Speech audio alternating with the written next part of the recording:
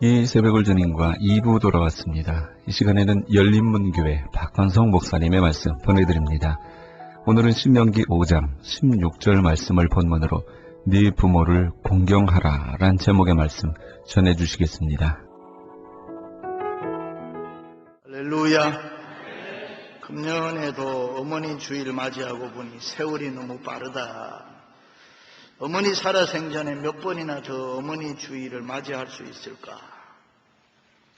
세상의 모든 문화가 급속도로 변화되고 있지만 부모님들을 통해서 자식이 태어나는 것과 어머니의 사랑은 예나 지금이나 조금도 변하지 않았습니다. 어머니, 우리 어머니, 다 어머니를 그리워합니다. 이 어머니라는 이름보다 아름다운 이름이 없습니다. 우리 마음속에 평생 간직하고 살아야 될 어머니. 자식이 싸우고 돌아오면 아버지는 야 이 병신아 왜 맞고 돌아오냐 이렇게 해요. 그런데 어머니는 어때요? 야 가자. 어떤 놈이 너 때렸나? 막 욕을 합니다. 그런데 가보니까 때린 놈이 더 작아. 그래도 어머니는 맞고 온 아들을 욕하지 아니하고 조그마한 놈이 왜 큰아이를 때렸나? 어머니의 사랑입니다. 어머니가 자식을 낳아서 사랑으로 키우는 이 어머니의 사랑은 언제나 한결같습니다만은 부모를 향한 자식의 마음은 왠지 모르게 옛날 같지 않고 자꾸 변해가는 것 같습니다. 특별히 미국으로 이민을 와서 살고 있는 우리의 젊은이들은 이 사회의 특징인 개인의 극단의 개인주의, 이기주의, 상업주의가 효도의 개념을 변화시키고 사회와 문화의 책임을 돌리고 부모님 공경을 소홀히 하는 경향이 없지 않나. 성경은 분명하게 말합니다. 내 부모를 공경하라. 그리하면 너희 하나님 나 여호와가 내게 준 땅에서 내가 생명이 길고 복을 누리리라. 부모님 잘 공경해서 건강하게 오래 사는 거 축복입니다. 오래 사니까 누리는 축복이 많잖아요. 여러분 얼마나 좋은 시대에 우리가 살고 있습니까? 아브라함 시대에 무슨 자동차 있었겠어요? 솔로몬이 부귀 영화를 누렸다 그러는데 칼라 TV 있었겠어요? 바울 시대에 무슨 컴퓨터가 있고 바울 시대에 무슨 핸드폰이 있었겠어요? 오래 사니까 누리는 축복이 많으니까 얼마나 좋습니까? 장수의 복은 부모를 공경하라. 내 부모를 공경하라는 말씀의 명령이죠. 엄격한 계명이죠. 반드시 그렇게 해야 되죠. 그것은 자녀로 하여금 어렵고 힘들게 하려는 것이 아니라 하나님께서 복을 주시기 위해서, 은혜와 사랑을 베풀기 위해서. 효도는 기독교 윤리와 신앙의 표준입니다. 사회 도덕의 기초입니다. 우리를 떠난 기독교, 우리는 이 윤리를 떠난 기독교를 생각할 수가 없고, 기독교의 대강령이 십계명에서도 인간을 향해서 제일 먼저 하시는 말씀이 내 부모를 공경하라. 왜요? 자식들에게 복 주시기 위해서, 모든 인간들에게 하나님의 은혜와 복을 베풀기 위해서. 하나님의 말씀이기 때문에 절대적입니다. 무조건적입니다. 그 어떤 여건이나 구실이나 이유도 될 수가 없다. 심지어 종교적 이유도 될 수가 없다. 예수님 당시에 유대인들 가운데는 장로의 유전에 의해서 만들어 놓은 종교적 이유가 있었습니다. 그것을 일명 고르반이라. 그 뜻은 하나님께 드림바 되었다.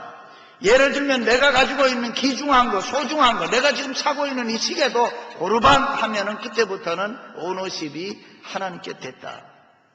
그 당시에는 목축업을 하고 있는데 양이나 소를 키우다 보니까 소중해도 인물이 잘생기고 좋은 소가 있고 양도 보니까 토실토실하고 잘 자라는 양이 있으면 저것은 고르반이다 하면은 아무도 손을 못 대는 거예요. 하나님 것으로 구별이 돼 있기 때문에. 그런데 어느 날 손님이 왔어요. 아버지가 이야기했어요. 야, 저 양 토실토실한 거 저거 잡아서 손님 대접하자. 그때 얘 자식이 아닙니다. 이건 고르반이니 고르반. 하나님께 드린 걸로 돼 있습니다. 그러면은 손을 못 댔다. 그런데 예수님께서는 너희는 어찌하여 장로의 유전으로 하나님의 계명을 범하느냐 책망했습니다. 다시 말해서 부모를 공경하는 일에는 심지어 하나님의 일이라고 하더라도 이유가 될 수 없다. 그렇습니다. 부모를 공경하는 일은 인간의 기본입니다. 부모와 자식 간의 관계가 바로 돼야 모든 게 다 잘 된답니다. 형제와의 관계, 상하와의 관계, 모든 게 이웃과의 관계가 옳게 된다. 그래서 옛말에 충신을 찾으려면 효자의 문에 가서 찾으라. 왜요? 부모 잘 섬기는 사람이래야 나라도 잘 섬기고 나라도 사랑하고 윗사람도 알고 아랫사람도 알고 동지도 안다 그 말입니다. 동양의 도덕을 이야기하는 삼강오륜이죠. 근데 삼강의 제일 먼저가 부의자강, 아버지와 아들과의 관계를 이야기합니다. 오륜의 제일 먼저는 부자인친이라, 아버지와 아들이 친해야 된다. 다시 말해서 도덕은 효에서부터 출발한다. 세상을 변해도 하나님 만드신 자연법칙과 도덕법칙은 변하지 않습니다. 그 도덕법칙 제1조가 부모 공경하는 일 아닙니까? 어떤 사람이 이런 이야기해요. 기독교가 좋기는 좋은데 제사를 지내지 않아서 불효 종교 아니냐. 여러분, 기독교만큼 효도를 강조하는 종교가 없습니다. 단지 기독교는 살아있을 때 잘해라. 죽으면은 하나님이 책임져 주시기 때문에 죽고 난 이후에는 제사 드리는 것이 아니라 맛있는 음식에 놓고 함께 나누면서 고인의 유덕과 교훈을 되새기면서 추모 예배, 죽은 부모님 모시고 있는 하나님께 추모 예배를 드린다. 지금도 혹 제사 지내는 분들이 있는데 제사 지내지 마세요. 맛있는 음식에서 함께 나누면서 하나님께 추모 예배 드리시기를 바랍니다. 자우간 우리 그리스도인들은 하나님 잘 섬겨야 돼요. 부모 잘 섬겨야 됩니다. 어버이 살았을 때 섬기기란 다하여라. 지나간 후면 애달다 의아리. 평생에 고쳐 못할 일이 이뿐인가 하노라. 부모님 잘 섬기라. 어머님 잘 섬기라. 후회해도 소용없다 이 말. 내 부모를 공경하라. 여기 공경하라는 말에는 히브리 말로 카멜이라는 말인데 세 가지 뜻이 있어요. 첫째는 순종해라. 둘째는 기쁘고 즐겁게 해드리라. 세 번째는 존경해라. 첫째는 무조건 순종함으로 공경하라. 그래서 바울은 자녀들아 너희 부모를 주 안에서 순종하라. 이 말씀을 단순하게 생각하면 부모님 말 잘 들어라, 시키는 대로 해라, 하라는 대로 그저 예예해라 그렇게 생각할 수 있습니다. 그러나 헬라어의 순종하라는 말 뜻에는 보다 깊은 뜻이 있어요. 그것은 착하게 말 잘 듣는 의미보다가는 한 걸음 더 나가서 부모의 마음을 헤아려라, 일치시켜라. 부모님이 무슨 말씀할 때까지 기다리지 말고 먼저 미리 부모님의 마음을 헤아려서 부모님이 원하는 대로 하라. 그것이 순종이다. 왜냐하면 자녀들은 부모에게 무엇이든지 쉽게 말해요. 때로는 원망하고 불평하고 짜증내고 투정 부리고 이유 없어요. 아주 웃기는 놈들 다 봐요. 응? 공짜로 밥 먹여주고 공짜로 옷 입혀주고 하는데도 뭐가 불만이 그래 있어요. 그런데 부모님들은 나이를 먹으면서 하고 싶은 말이 있어도 하기 쉽지 않는 거예요. 그러다가 결혼이라도 하고 나면 아들 며느리 눈치 보기에 그냥 포기해버려요. 아무리 원하는 게 있어도 안 하는 거예요. 그냥 몇 번 재다가 그만두자. 어머니 용돈 드릴까요? 물어볼 필요가 없죠. 그냥 드리면 되는 거죠. 물으니까 대답이 반대로 나오는 거예요. 늙은이가 왜 돈이 필요하냐? 늙으면 돈이 있어야 되죠. 그런데 늙은이가 무슨 돈이 필요한가? 그렇게 생각하고 용돈 안 주면은 부모님을 마음을 잘못 헤아려서 순종이 아니라 이 말이에요. 늙을수록 돈이 있어야 돼요. 아멘도 잘. 자식들이 깔봐요. 돈 없으면요. 죽을 때까지 돈 주지 말아요. 돈이 있어야 어머니, 아버지 아양을 떨고 있는 거예요. 손주들도 품에 안기는 거예요. 손주들에게도 용돈을 줘봐요. 손주들이 용돈 얻는 맛에 자꾸 덤벼들어요. 그렇지 않으면 냄새 난다고 오지도 않아요. 자녀들은 부모님이 그 어떤 이야기를 하기 전에 미리 알아서 눈치껏 해드려라. 시키는 것만 잘해서 되는 것이 아니라 부모님의 생각을 짐작할 수 있어야 돼요. 헤아릴 수 있어야 돼요. 그 마음에 일치하는 행동을 해야 됩니다. 그게 순종입니다. 나이가 많아지면 젊은이들이 이해할 수 없는 일들이 많이 생겨요. 자꾸 추워진다고. 그래서 성경에 보면 다윗왕도 이불을 가지고 오라. 소음 이불을 덮어도 춥다. 바울은 외투를 갖다 달라 그래. 두꺼운 옷을 가지고 와라. 또 그리고 여기저기가 아픈 거예요. 눈이 어두워지고 주름은 자꾸 생기고 허리는 구부러지고 손발은 떨리고 소화는 잘 안 되고 힘은 없어지고 그러니까 자식들은 매사에 살펴서 부모님의 모습을 알아서 잘 해드려야 된다. 옛날 주나라 문왕은 세자 때 그 노모의 방을 하루에 3번씩 들어가서 어머니가 말을 안 하는데 눈동자를 빵 쳐다보고 지금 이 어머니가 뭐를 원하나 그래서 그 원하는 거 해주었다는 거예요. 그게 순종입니다. 늙으면 가끔 엉뚱한 소리 할 수 있어요. 현실에 맞지 않고 고집 부릴 때가 있어요. 아이고 우리 어머니가 옛날엔 안 그랬는데 왜 이럴까? 그러지 마시고 예 알겠습니다. 그렇게 하겠습니다. 마음 상하지 않게 하세요. 잘해드리세요. 편하게 해드리세요. 할렐루야. 남자는 평생 2 여자를 섬기는데 결혼하기 전에는 어머니라는 여자고 결혼하고는 아내라는 여자와 함께 사는데 어머니라는 여자와 살 때는 건강해요. 용기가 있어요. 큰소리 빡빡 쳐요. 씩씩해요. 그런데 결혼하고 와이프라는 여자와 살 때는 처음에는 잘 모르는데 한 20년만 갖다 맡겨놓으면 비실비실거리고 말도 잘 못하고. 어머니 사랑, 와이프 사랑은 분명하게 다릅니다. 사랑 때문에 그렇습니다. 어머니의 사랑은 투명합니다. 거짓이 없습니다.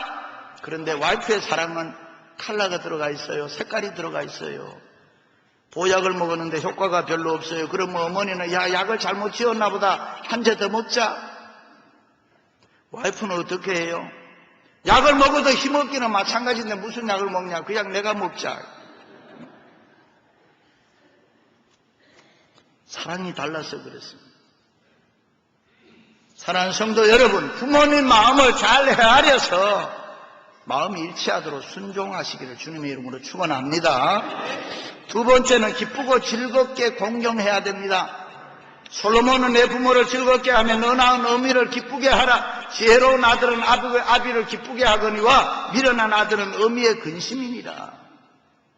부모님을 공경하되 기쁘게 해드려라. 즐겁게 해드려라. 내가 어떻게 해야 우리 어머니 우리 아버지가 좋아하실까? 몇 년 전에 멤피스에 부흥회 갔는데 엘비스 프레슬리의 생가를 가본 적이 있는데 사람이 살아서 돈 버는 것도 힘드는데 엘비스 프레슬리는 죽어서 계속 돈 벌어. 지금까지 돈 벌어요. 왜 이 사람이 이렇게 유명하게 됐느냐? 노래를 부르는데 내가 어떻게 해야 어머니 기쁘시게 하는 노래 부를 수 있을까? 어떻게 해야 어머니를 기쁘시게 해드릴 수 있을까? Amazing Grace. 그 노래를 부르고 난 다음에 엘비스 프레슬리가 인기가 뜨고 세계적인 가수가 됩니다. 어머니 기쁘게 해드리기 위해서. 어머니를 어떻게 해드리면 무엇을 해드리면 좋아하실까? 그것을 알면은 그렇게 해드리라는 거야. 왜? 너가 복을 받기 위해서. 학자들에 의하면 늙으면 보편적으로 기뻐하고 즐거워하는 일이 이렇다고 이야기해요. 첫째는 부모님이 좋아하는 일 해라. 너 좋아하는 일 하지 말고 부모님이 좋아하는 일 해라. 내 먹고 싶은 거 먹지 말고 부모님 먹고 싶은 거 먹으라. 부모님이 좋아하는 거 해라. 내 체면이나 내 위신 때문에 부모님 불편하게 하지 말라. 부모님이 좋아하는 거 있으면 그게 내 마음에 들든 말든 해드려라. 2번째는 부모님과 가능한 한 많은 대화를 하라. 자식과 얘기하는 거 좋아하잖아요. 자식과 얘기하면은 외로움이 싹 사라진다. 너무너무 좋다는 거예요. 그리고 또 만져드려라. 뉴욕대학의 크리저 박사는 사람의 손에는 감촉을 느낄 수 있는 기관이 500만 개가 있다는 거예요. 500만 개. 그래서 손을 마주 잡든 뒤 손을 터치하면은 혈액 속에 있는 헤모글로빈의 산소 운반 작용을 크게 촉진시킨다는 거예요. 쉬운 말로 얘기하면은 자꾸 만져주면은 재생 능력이 생긴다는 거예요. 와이프만 만지지 말고 어머니 만져드리라는 거예요. 생킨틴 제일이라고 사형수 종신자들, 종신형 받은 사람들이 가는 감옥이 있습니다. 그런데 이들 죄수들을 면회오는 가족들을 보면 범인들이 처음에 잡혀왔을 때는 부모님 비롯해서 와이프, 형제, 친지 다 온다는 거예요. 그러다가 딱 이 사람이 사형이 언도된다든가 종신형이 언도를 받고 나면 한 사람도 면회 안 온다는 거예요. 그런데 딱 한 사람이 오는데 어머니라는 거예요. 어머니만 아들 면회로 온다는 거예요. 죽는 날까지. 여자에게 있어서 남편은 동반자이지만은 자식은 자기 몸속에서 10달을 품고 있었고 나와서는 자기 품에서 계속 양육했기 때문에 자식에 대한 집착성이 강합니다. 자식에 대한 관심이 크기 때문에 그렇게 하면 안 되는데 가끔 며느리와 마찰을 할 수 있는 것은 그것은 어머니 사랑 때문에 그런 거예요. 사랑. 그리고 부모님이 좋아하는 이런 여행을 보내드려라. 서울 갔다 오시겠습니까? 물을 필요고 표를 사다 드려 그냥 그리고 다녀오세요 하면 됩니다. 어디에 친척집 방문한다든가 여행을 가신다든가 일만 시켜 먹지 말고 그냥 다녀오세요 하면 되는 거예요. 외식 때는 함께 모시고 가라. 여러분 어머니는 혼자 집에 놔두고 자식들만 데리고 가서 밥 먹고 오면서 히히 웃고 그렇게 하면은 자기들은 모르지만 집에 있는 부모님은 우는 거예요. 그러니까 꼭 갈 때는 함께 가라는 거예요.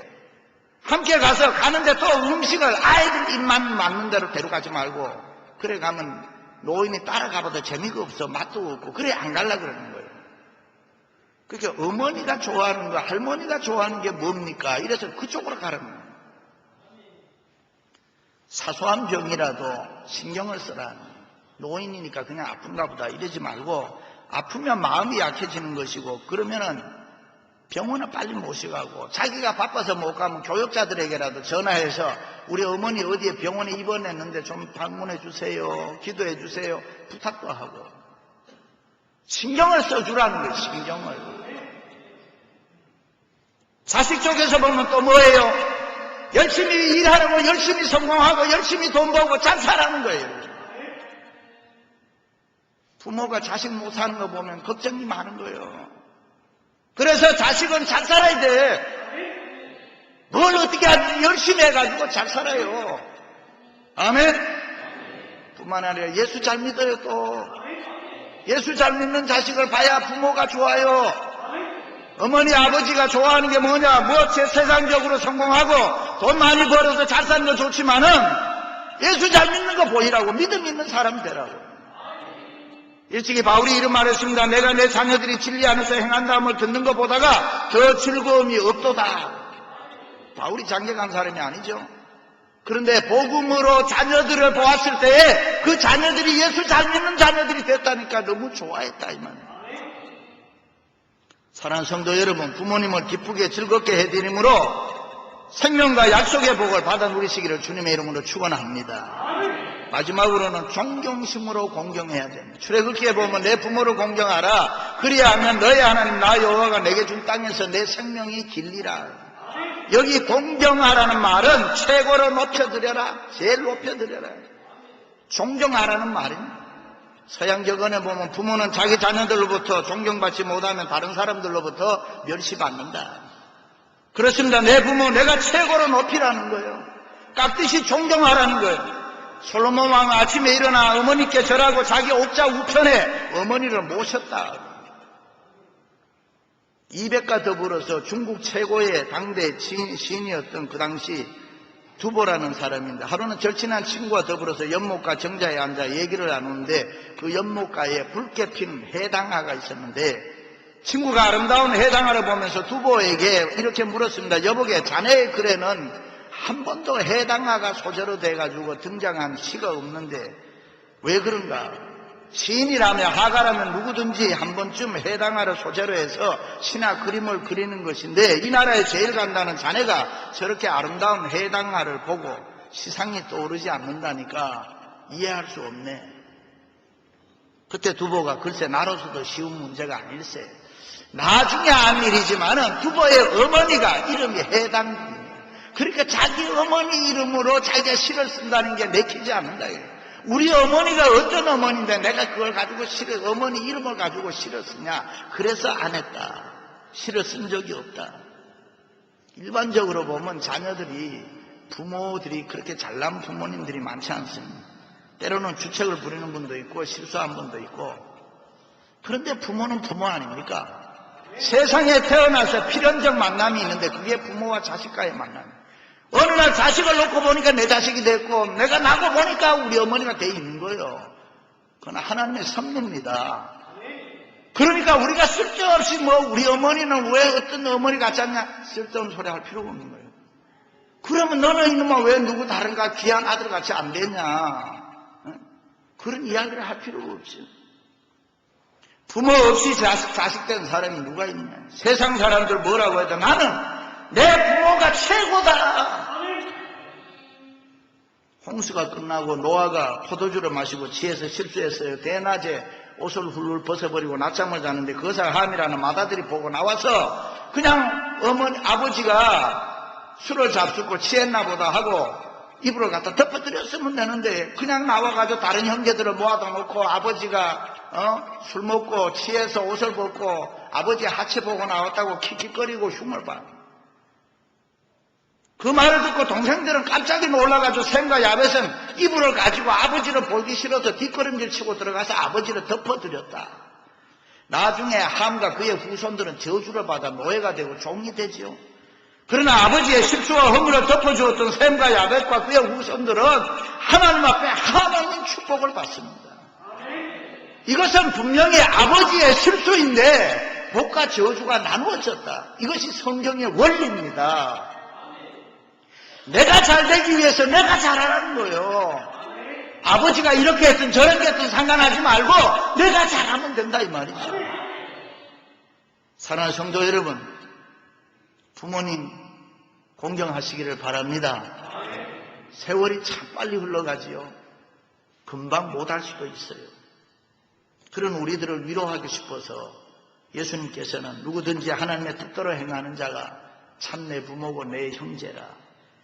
교회 안에 있는 그리스도인의 효도는 내 육신의 부모님을 초월해서 남의 부모님이라도 연세가 많아서 어머니 같으면 어머니가 되고 아버지 같으면 아버지가 되고 내 부모처럼 공경해라. 우리 교회는 연로하신 어른들 잘 받들어 섬기는 교회 되시기를 바랍니다. 교회 안에 있는 모든 성도들은 한 식구예요. 한 공동체예요. 한 형제 한 자매예요. 나이가 많으면 부모예요. 나이가 어리면 자식이에요. 늙은이를 꾸짖지 말고 권하되 아비에게 하듯 하며 늙은 여자를 어미에게 하듯 하라. 사랑하는 성도 여러분, 무조건 순종으로 공경하고 기쁘고 즐겁게 함으로 공경하고 존경심으로 부모님을 공경함으로 장수의 복과 기업의 복을 얻는 축복의 생애 되시기를 주님의 이름으로 축원합니다.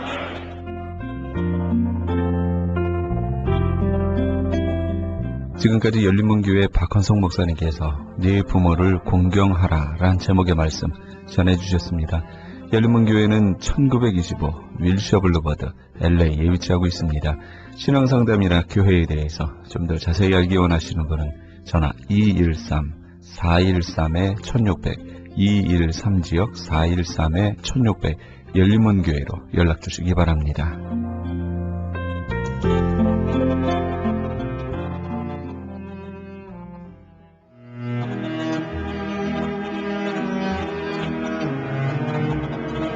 크리스천 헤럴드는 신문과 라디오는 물론 TV, 인터넷을 통해 예수님의 복음을 가장 멀리, 가장 많이 전하는 종합 미디어입니다. 이런 사역을 감당하기 위해서는 우리 애청자 여러분의 후원과 기도가 절실히 필요합니다. 예수님이 우리에게 맡겨주신 이 지상 사역에 함께 동참하시지 않으시겠습니까? 크리스천 헤럴드 종합 미디어의 후원 가족이 되시면 매주 크리스천 헤럴드 신문을 받아보실 수 있으며 부흥회 또는 교회 행사에 본지 광고 신청 시에 10% 할인 혜택은 물론 본사 주최 행사 시에는 무료 초청 또는 50%의 할인 혜택 등을 드립니다. 내가 너희에게 분부한 모든 것을 가르쳐 지키게 하라 말씀하신 우리 예수님의 지상 명령에 함께 동참하시기 원하시는 분은 전화 213-353-0777 213지역 353-0777번으로 전화주시면 자세히 안내해드리겠습니다. 지금 여러분께서는 AM 1650과 인터넷을 통해 미 전역과 전 세계에서 하와이에서는 AM 1540으로 방송되는 크리스천 헤럴드의 이 새벽을 주님과 2부 함께하고 계십니다. 방송 시간과 설교 편성표는 크리스천 헤럴드 신문 주간 편성표와 홈페이지 christianherald.com에서 확인하실 수 있습니다. 계속해서 은혜 한인교회 한기홍 목사님의 말씀 보내드립니다. 오늘은 갈라디아서 2장 20절 말씀을 본문으로 예수로 삽시다 란 제목의 말씀 전해주시겠습니다. 내가 얘기할 때 당신은 그렇지, 그렇겠네, 참, 맞아, 그 말만 해줘요. 그랬대요. 그리고 이제 얘기를 시작했는데, 얘기를 시작해서 가만히 들어보니까 아닌 거야. 그러니까 그거 아니잖아요. 그러니까 내가 얘기했잖아요. 그냥 듣기만 하시고, 그렇네, 그렇지, 그 말만 해라. 알았어. 그래. 5분 듣다 보니까 속이 약간 뒤틀려지는 거네. 그 10분 듣다 보니까, 이건 정말 못 듣겠더라는 거죠. 예. 너무 화도 나고, 그 다음에 20분 정도 들으니까 일어나고 싶어가지고, 너무 억울한 생각도 들고, 내가 뭐 그랬나? 그런 생각도 들고, 막 화도 나는데, 2시간 정말 기다려주기로 했으니까, 꾹꾹 참으면서 1시간을 듣고, 정말 2시간을 듣는 가운데 눈물이 나더랍니다. 내가 30년 동안 이해하면서 내 아내의 마음을 너무 내가 몰랐었구나. 그리고 내가 너무 잘못해줬구나. 그러면서 그렇게 눈물이 나더래요. 부인도 울고 남편도 울고, 그리고 정말 같이 끌어안고, 참 여보 미안해, 그런 말이 나오더라는 거예요. 그러면서 정말 시간 이야기 들어줬는데, 그동안에 그냥 30년 동안 쌓였던 그 마음의 응어리, 그런 아픔, 이런 것들이 그냥 그 부인 마음에서 다 사라지고, 그리고 자유하게 됐다는 거죠. 여러분, 정말 우리 자신이 이렇게 자아가 죽어질 때 정말 가정도 살게 되는 줄로 믿습니다. 너무나 우리 자신들이 살았어. 그렇게 정말 내 주장, 내 고집대로 할 때는 그 공동체는 늘 적막한 것입니다. 늘 마음이 참 이렇게 자유함이 없는 그런 삶이 되어지기 쉬운 것을 볼 수 있습니다. 나는 잘하고 있는 것 같은데도 늘 긴장 상태고 늘 불편한 그런 관계가 이루어지는 것입니다. 교회도 역시 마찬가지죠. 목사 자신이 죽고, 또 교회 지도자들이 자신들이 목적이 죽어버리고 정말 겸손하게 비워질 때 교회는 하나님의 은혜가 흘러넘치게 될 줄로 믿습니다. 우리의 공동체가, 우리의 가정도, 교회도, 이 사회도 역시 마찬가지입니다. 결국은 정말 어느 만큼 십자가에서 죽느냐만큼 내 어떤 교만, 내 명예, 내 욕심, 내 생각이 죽는 만큼 주님의 은혜가 더욱더 충만하게 될 줄로 믿습니다. 그래서 바울은 자기가 너무 강한 거 알아요. 그러니까 자기의 멘토였던, 자기를 그렇게 정말 참 세워줬던 바나바하고도 대판 싸우고 피자 갈랐을 정도의 그런 아주 고집이 센 사람입니다. 그러나 자기를 쳐서 때마다 주님 앞에 복종시키고, 날마다 나는 죽노라, 십자가에서 때마다 나는 이미 죽었다라고 그렇게 고백할 때 그가 성화되기 시작했던 것을 볼 수 있습니다. 우리 사랑하는 성도는 예수를 믿는다고 하면서도요, 자기에게 조금만 불편하면 얼마나 화를 내는지 모릅니다. 예? 제가 한 번은 지금 그 생각이 나는데, 우리 샌데오 갈보리 장로교에서 제가 하도 우리 장로님들 자랑을 하니까 강사 목사님 한 분이 그런 얘기를, 목사님, 내가 이 장로님들 한번 찔러볼까요? 그래도 행복한가 한번 찔러볼까요? 그러더라고요. 왜 찔르기는 했습니다. 그 얘기는 뭐냐면, 다 사람은 사람이라는 거예요. 예? 조금만 나에게 불편한 게 불이익이 온다고 하면 헌신하다가도 금방 돌변해버릴 수 있는 그 자아, 그것이 십자가에 완전히 못 박혀서 자기가 없어야 바로 주님의 영광이 나타날 수 있다는 것입니다. 부부지간에도 주례자 앞에서 서로 서약했다면은 하나님 앞에 내가 죽어줘야 우리 가정을 살릴 수 있는데 내가 한쪽에 죽어지지 않는 한은 하나가 되어질 수 없는 것입니다. 예수를 그렇게 믿고 그렇게 기도 많이 하고 그렇게 은혜를 많이 받았다고 하면서도 자기 속에 아직도 그 자아가 강할 때 하나 되지 못합니다. 자기 원하는 대로 자기 생각되는 대로 해야 되는 거예요. 그것은 자기지 하나님 일 하는 거 아닙니다. 자기 좋아서 하는 거지 주님이 원하는 일 하는 거 아니에요. 요나는 다시스로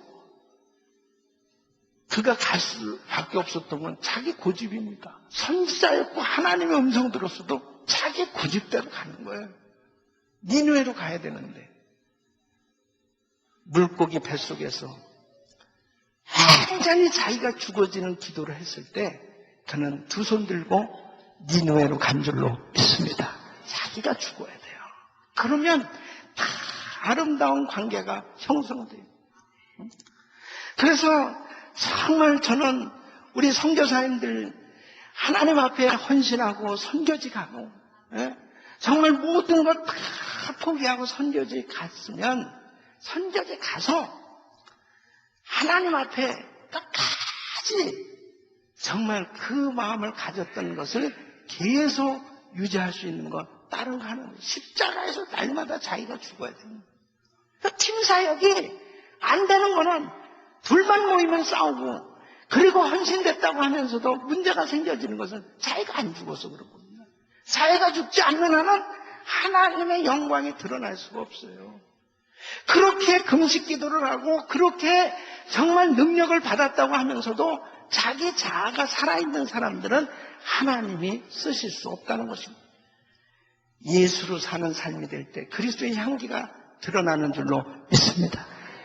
내가 죽어야 바로 많은 열매를 맺을 수 있음을 우리 예수님이 말씀하신 것처럼 우리는 날마다 십자가에서 죽었다라고 고백할 수 있고 그런 것을 확인함으로 날마다 승리하시기를 예수 이름으로 축원합니다. 두 번째는 예수로 살려면 주님이 나를 지배하도록 해야 되는 것입니다. 오늘 이 말씀 보면 그런즉 이제는 내가 산 것이 아니요 오직 내 그리스도께서 사신 것이라 그랬습니다. 내 안에 계신 주님이 나를 하시는 이 통치를 받아야 되는 것입니다. 이것은 그리스도의 영 성령 예수의 영이 지금 내 안에 계세요. 그분께서 나를 지배하시고 나를 통치하려면 내가 온전히 순종이 돼야 됩니다. 그러니까 그 성령님이 나를 이끄시는 대로 내가 순종이 되어질 때 바로 그분께서 마음껏 나를 통해서 영광을 받으시고 일하실 수 있단 말이에요. 그러니까 정말 내 마음이 끊임없이 나의 주장으로 내 뜻을 이루려고 하는 내 육신이 너무 강할 때 성령님은 참 불편해하시는 것입니다. 성령님은 너무 근심하시는 것입니다.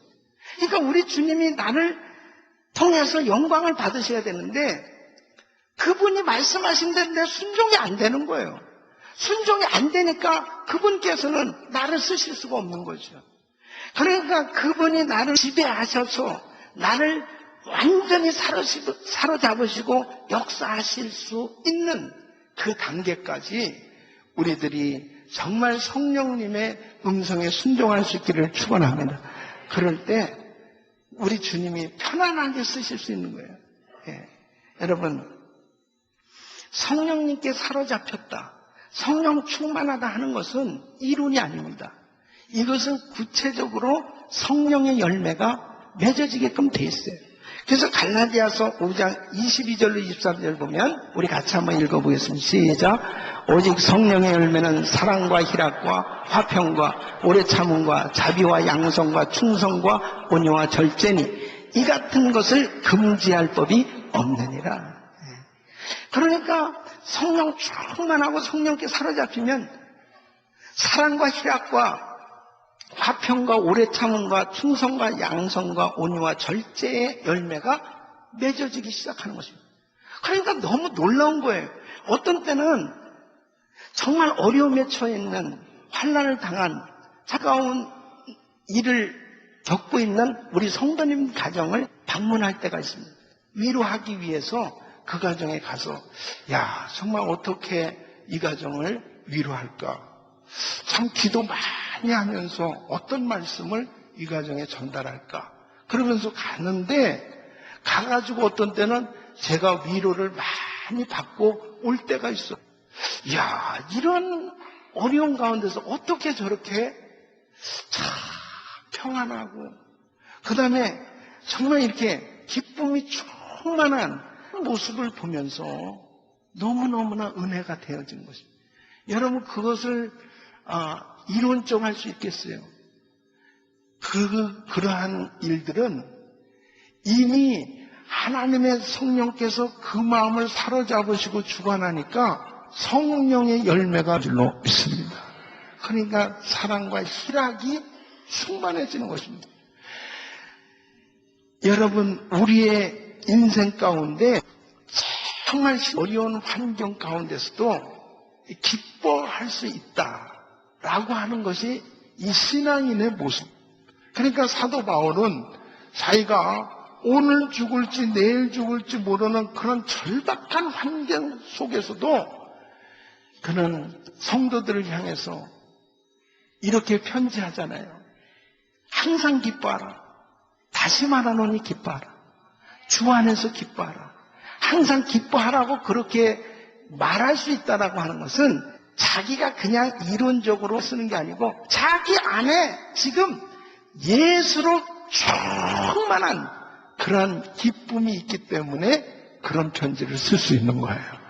그러니까 우리 성도님들이 정말 성령님께 사로잡혀서 산다는 거, 이게 얼마나 중요한 건지 모르는. 내가 지금 하나님을 섬기면서 내 마음에 평강이 없다. 이거 지금 뭔가 문제가 생긴 거예요. 목사님 그건 그렇지 않습니다. 지금 당장에 이런 어려움이 있는데 어떻게 편안할 수 있습니까? 그것은 현실적으로 세상적으로 살아가는 방법이고 바로 우리 예수 믿는 사람은 내 안에 지금 주님이 계시기 때문에 그분의 지배를 받으면 그분은 만왕의 왕이요 평강의 왕이시기 때문에 어떤 환경 속에도 나의 마음을 사로잡으시면 평강으로 축복하시는 줄로 믿습니다. 이것은 체험하지 않으면 모르는 일이죠. 그러니까 우리의 삶 가운데 지금 내가 이러면서도 예수로 살지 못하네. 끊임없이 환경 가운데 눌려서 자유함이 없이 살고 있는 거지. 만일 내가 정말 성령께 사로잡혀서 살 수 있다면 내가 지금 나의 환경 가운데 사람들이 보면 정말 가장 망한 자 같고 힘들고 어려운 것 같아도 가장 성공한 사람 같이 살 수 있는 줄로 믿습니다.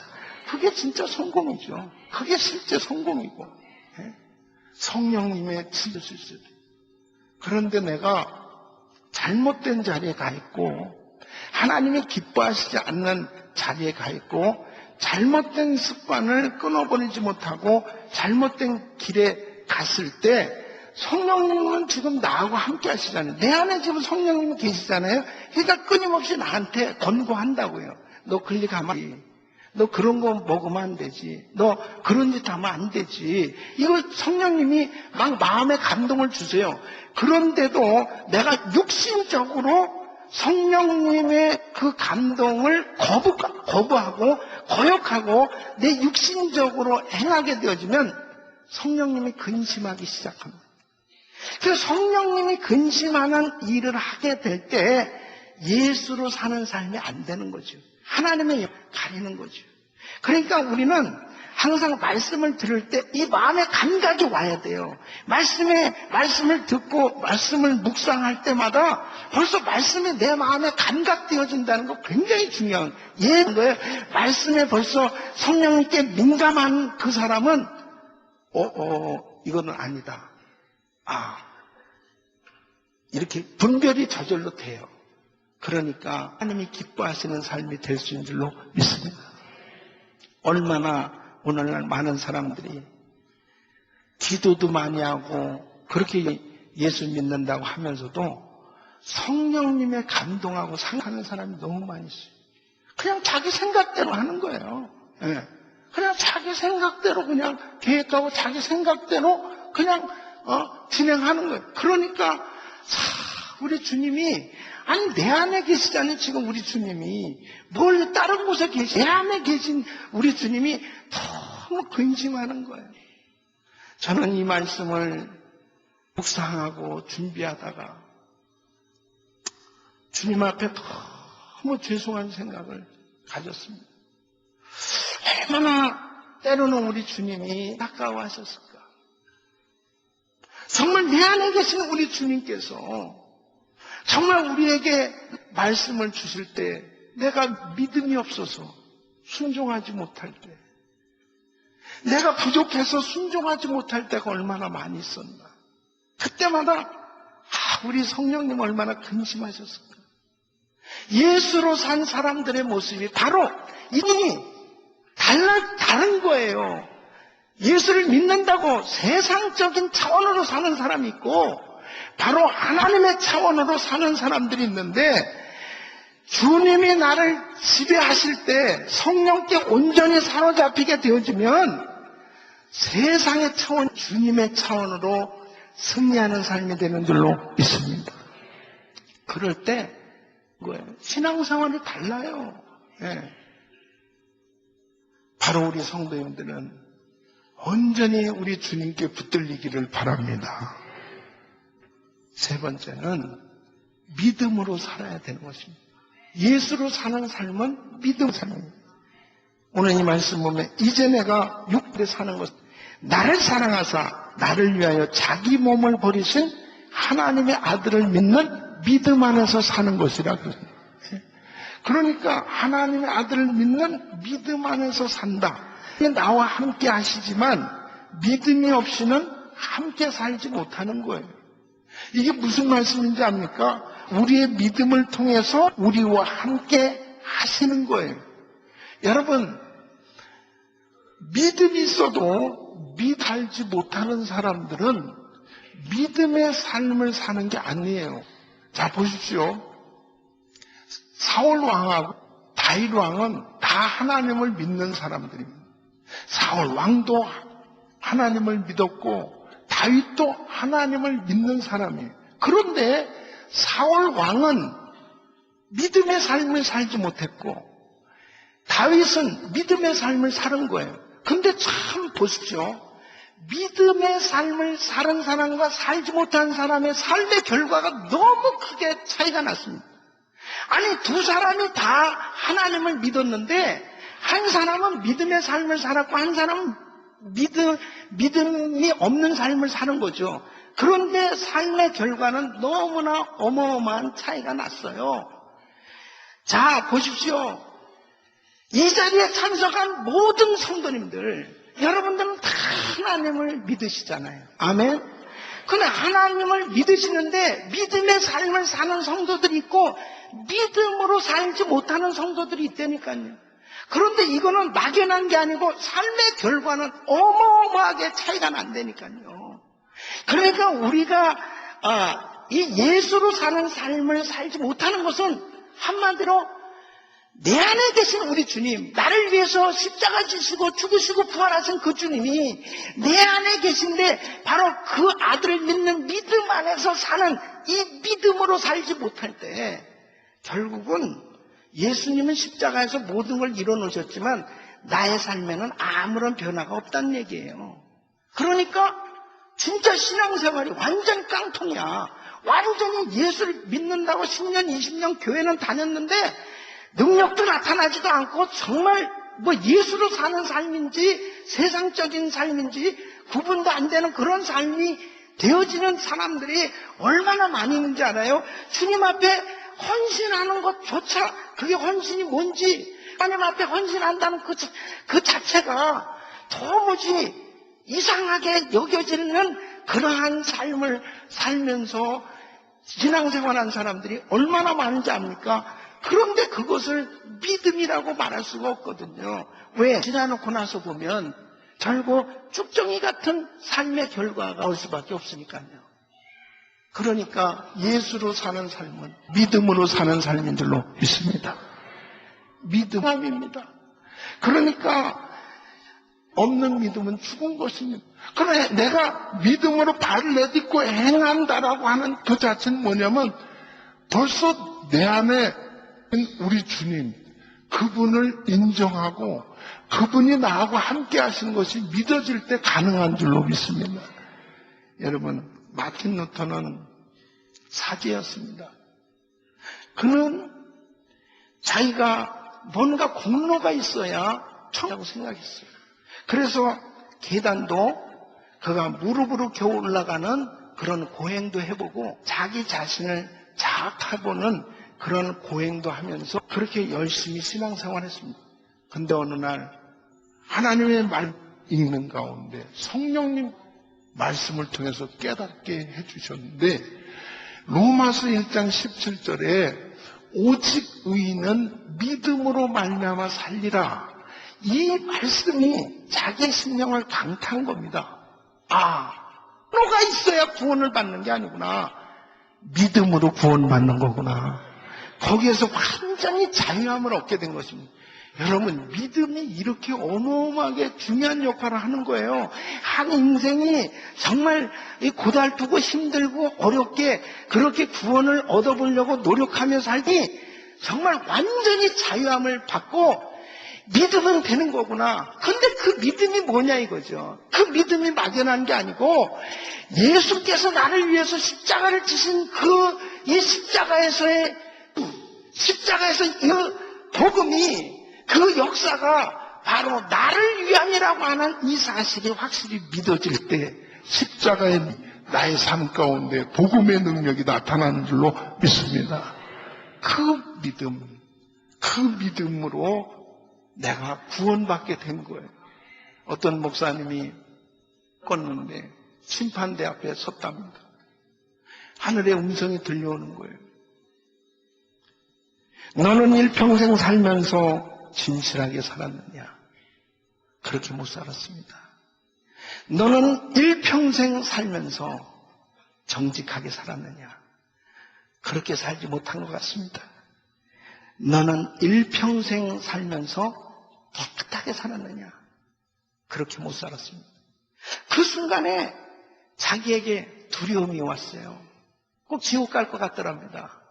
근데 광채가 빛나는 한 분이 나타나셨는데 그분이 예수님이신데 바로 그분께서 이 사람은 깨끗하게도 정직하게도 못 살았지만 내가 십자가에 못 박혀 죽은 그 보혈을 그 예수 나를 믿었으며 그 십자가에 못 박혀 죽은 그 십자가를 온 세상의 사람이라고 변호를 해주시더라는 거죠. 그 순간에 천국문이 열리더랍니다. 예수님 때문에 우리는 천국 가는 거예요. 우리 어떤 공로 때문에 천국 가는, 의로워서 깨끗해서 천국 가는 거 아니에요. 근데 이 복음을 확실하게 이해하지 못하면 예수 믿으면서도 두렵고 예수 믿으면서도 자유, 예수 믿으면서도 어떻게 살아야 좋을지 모르는 사람들이 얼마나 많은지 압니까? 바로 오늘 이 말씀은 내가 십자가에 못 박혔다는 거예요.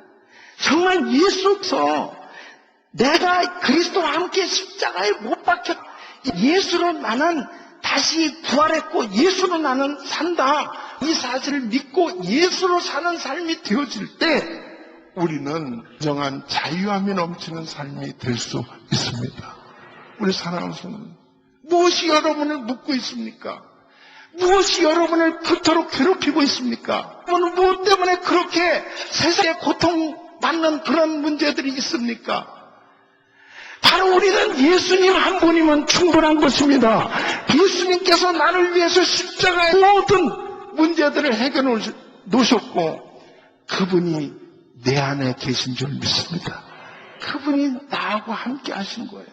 그러므로 우리 주님을 의지하고 그 십자가의 사랑으로 그리고 그냥 삶이 되어졌을 때 우리는 정말 하루하루가 너무 행복하고 그리고 하루하루가 그렇게 소중하고 귀하고 가치 있고 보람된 그런 인생이 맞는 줄로 있습니다. 교인들의 삶이 예수로 행복한, 예수로 충만한 삶이 되셔서 하나님 앞에 영광 돌리는 귀한 삶 되시기를 예수 이름으로 축원합니다.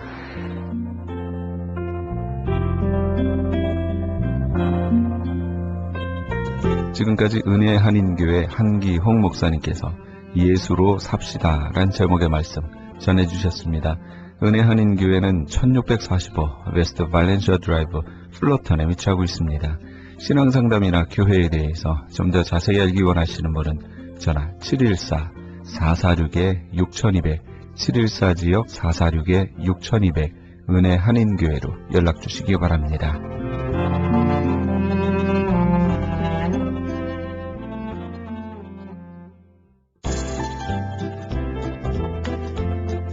CHB 건강 칼럼. 얼마 전 클린턴 전 대통령이 심장이 관상동맥 이상으로 수술을 받았다고 합니다. 수술이 성공적으로 되었다고 해서 기쁘기도 합니다만 안타까운 것은 원인 치료가 되지 않았기 때문에 몇 년 후에는 수술을 다시 받아야 할지도 모르겠습니다. 수술의 내용을 살펴보면 다음과 같습니다. 심장은 온몸에 피를 보내는 펌프로 인체에서 심장에 의해 피를 공급받지 않는 기관이나 조직은 없고 심장 자체도 혈액을 공급받습니다. 관상동맥은 심장이 필요로 하는 피를 공급하는 동맥과 그 가지들을 지칭하는 말인데 대동맥과 관상동맥을 연결하는 관상동맥은 심장의 근육, 심근에 혈액을 공급하는 동맥들이라고 합니다.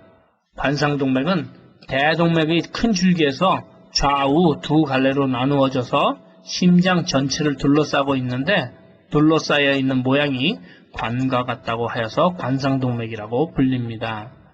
관상동맥은 우관상동맥, 좌관상동맥이 둘로 나누어져 있고 또다시 여러 작은 줄기의 동맥들로 나누어져 있습니다. 그러니까 나무로 비유하면 나무의 뿌리라고 생각하시면 됩니다. 대동맥은 나무의 몸체이고 관상동맥은 굵은 뿌리이며 여기에서 작은 실뿌리로 나누어지는 것과 똑같다고 생각하시면 됩니다. 동맥경화, 관상동맥 질환, 협심증, 심근경색 등도 이곳이 잘못되면 걸리는 병이기도 합니다. 그러니까 클린턴 전 대통령의 수술은 나무 몸체에 해당되는 대동맥에서 굵은 뿌리에 해당하는 관상동맥에 혈액이 원활하게 흐르지 못해서 또는 막혀서 관상동맥의 일부를 잘라내고 대신에 고무 튜브로 연결하였다고 보시면 됩니다. 그렇지만 이 병의 원인은 스트레스와 음식물로 인하여 피가 탁하게 되는데 있는 것인데 이번에도 원인 치료가 되지 않았기 때문에 재발될 가능성이 아주 큽니다. 그러면 어떻게 하면 이런 병들을 예방할 수 있으며 이미 걸렸다면 어떻게 치료할 수 있을까요? 수술을 한다고 해서 해결되는 것도 아니고 약을 먹는다고 해서 해결되지도 않습니다. 해결 방법은 좋은 흙에서 나온 식물에서 채취한 미네랄을 먹으면 이런 병들은 예방과 치유가 가능합니다. 짧은 기간 동안에 치유된 많은 사람들을 보았습니다.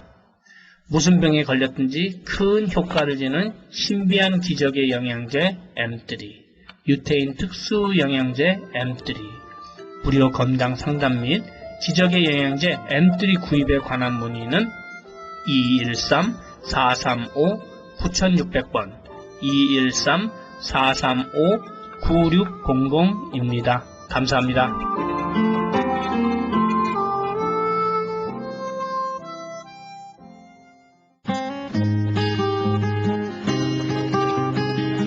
교계 게시판.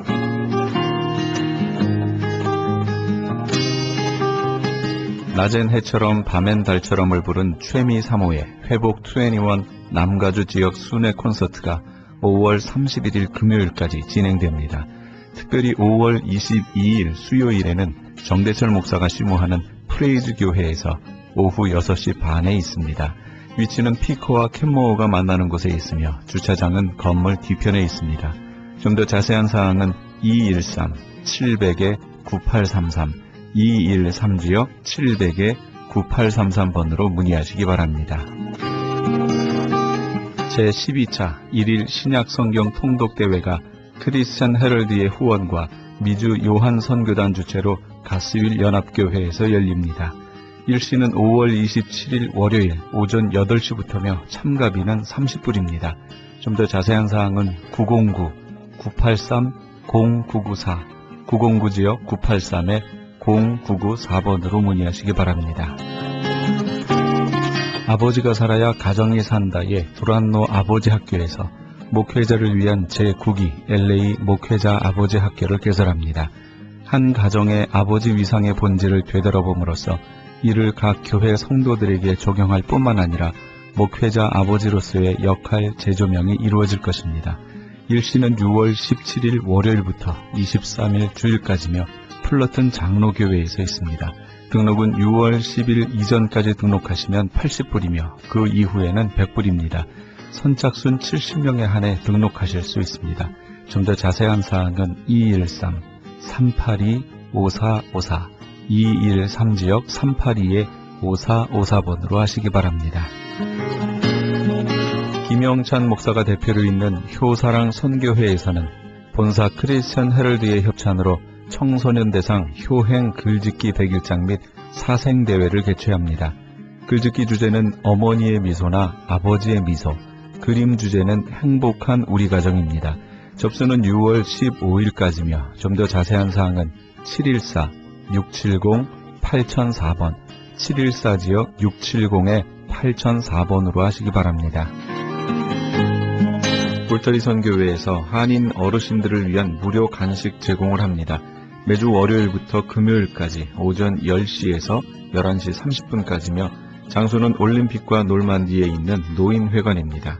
좀 더 자세한 문의는 213-819-3300, 213지역 819-3300번으로 문의하시기 바랍니다. 교계 게시판에 대한 좀 더 자세한 사항은 크리스천 헤럴드 신문 교계 소식란을 참조하시기 바랍니다.